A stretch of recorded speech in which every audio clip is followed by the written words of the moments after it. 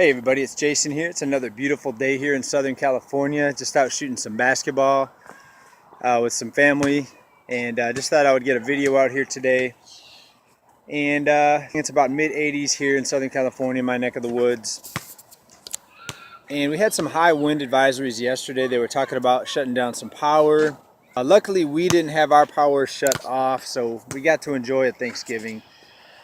And it kind of reminded me that something very simple like electricity can really throw our lives into chaos. And to me, it's pretty amazing how we're all so plugged in and connected that we're so used to the luxuries that we get in life that some people never get to experience. You look at some parts of the world and they don't have electricity, refrigeration, and how much we take for granted here in the United States. And that's what really scares me about the changing of the economic system. We're continuing to see just huge changes in the structural fundamentals of this economy. And will they be able to keep it propped up forever? Will more money printing solve the problems? Well, I think we can all agree by now the answer is no. I mean, look where it's gotten us here. 70% of the people living paycheck to paycheck, some estimates close to 80%. 75% of the population approximately are in some sort of debt. Most people will leave this earth with some sort of debt. The homeownership rate has been declining, and it bumped up a little bit at the beginning of the health crisis, and it's dropping again as we see more corporations, more institutions, more big money coming into the markets. So the direction doesn't look so good, even with all this. Look at all the trillions in debt that we've accumulated. And this is where it's gotten us as a population. So will more money printing fix this, or are things going to continue to get worse? And this is a very, very fragile population here in the United States. We're so used to having everything just given to us, and at the flick of a switch or a click of a button, you can get anything you want. Drone deliveries now for food. I almost think it's a type of spoiled population that you see, like giving a kid all the candy he wants, and then when you take it away and say, oh, now you've got to eat some vegetables, and the kid screams and cries. Well, I think we're going to see that here in the United States once this continues to unfold, collapse. And it doesn't have to be a deflationary collapse. It could be an inflationary collapse where your purchasing power collapses, everything else is going up in price, but your purchasing power goes down, your wages are not keeping up with inflation. You might be making some money in the markets, isn't going to keep up with hyperinflation. We'll have to see how it goes, but stay tuned for some news. Thanks everybody for being here. I wanted to say thank you for all your support. Thanksgiving was yesterday, and I just wanted to thank you for keeping this channel going, for continuing to come back, for your engagement, for your all your support that you give me in many different ways. Thank you very much. Stay tuned for some news. Hey, Bulls and Bears. All right, so let's start right here. This is a Yahoo Finance article, actually is put out by Fortune, and Yahoo puts up they aggregate different articles from different sources. The U.S. inflation is one of the highest in the world. Speaking of a spoiled population, how is the U.S. population going to be able to handle this unimaginable rise in prices, right? No one knows if and when this situation is going to stop. And we know that inflation will outpace most wages. And not just that, what about people with no income? What about people that ran out of unemployment? What about the 100+ million people that are no longer considered unemployed because they're permanently out of the labor force, or no longer looking for work, or have been unemployed so long that they don't get defined? They no longer get defined as being unemployed. Right? So people with limited incomes, fixed incomes, no incomes, 100+ million out of the labor force. What are these people going to do when prices continue to rise? U.S., one of the highest inflations in the world.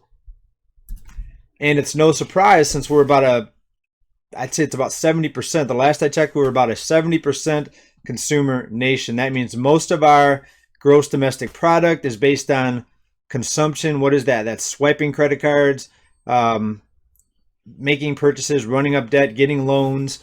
That's considered economic growth. And they say that we're the world's biggest economy. And the problem is most of the world's biggest economy is based on people taking on debt, swiping credit cards, etc. So pretty sad when you think about it. And we're already seeing big increases in crime with the smash and grab things happening.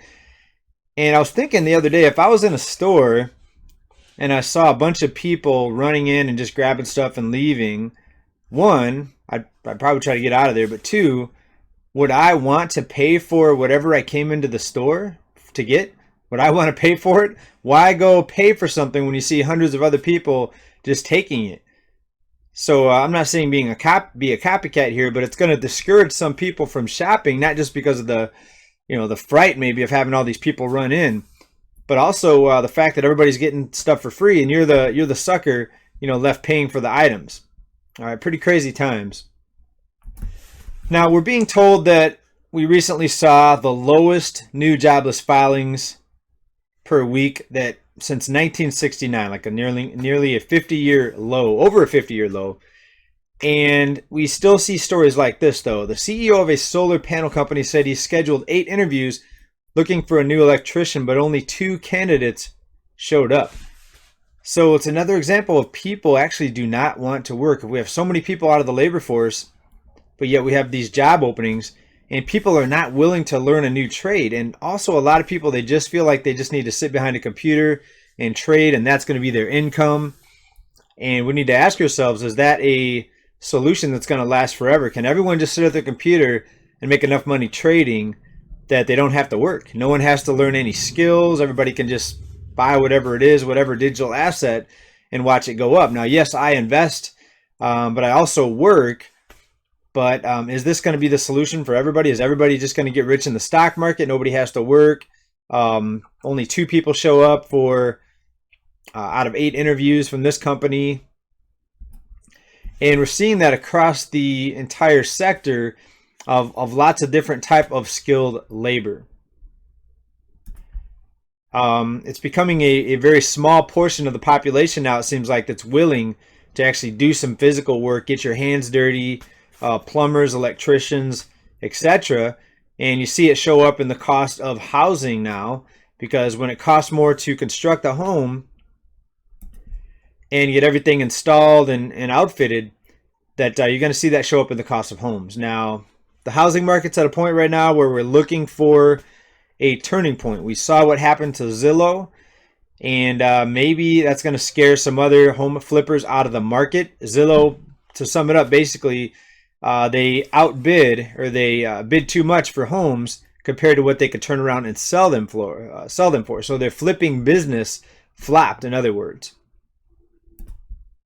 All right, let's talk about stimulus checks. A lot of people want more stimulus checks. They say that this is the solution. It doesn't matter how high prices go. As long as they send out enough stimulus checks, everybody can go out and buy their hamburgers and buy their toys. Millions want more payments as inflation impacts Thanksgiving. There's a petition going around. The last I checked here, close to 3 million signatures. We'll see where that ends up. But again, will more stimulus checks solve the problem, or is it just going to get more people that are not working more money to spend on the limited goods that are out there still, and cause prices to rise even faster? I think you know my thoughts on that. Please let me know what you think down in comments. All right, let's talk about this here. The Dow Jones, the worst Black Friday sell-off since 1931. It ended up down a little over 900 points. Back down below 35,000. We're at 34,899. All other major indices in the red, pretty big. So what's going to happen with the health crisis? Will this be an excuse to pull the plug on things, or will the money printers just come in with bigger and stronger market support and market propping? Will there be more stimulus checks? We saw the petition going around. Please let me know what you think down in comments. Please stay tuned to this channel. Make sure you like and subscribe, or at least hit the notification bell so you know when the new videos come out. We've got a very, very nice investment opportunity coming up. We're going to put that one out this weekend, and I want to share with you what I've been doing and how I've been making some pretty good returns here, and we'll get more into investing and things on this channel. Please stay tuned this weekend for that video. Until then, thanks everybody for being here, for all your support. Bye for now. Peace.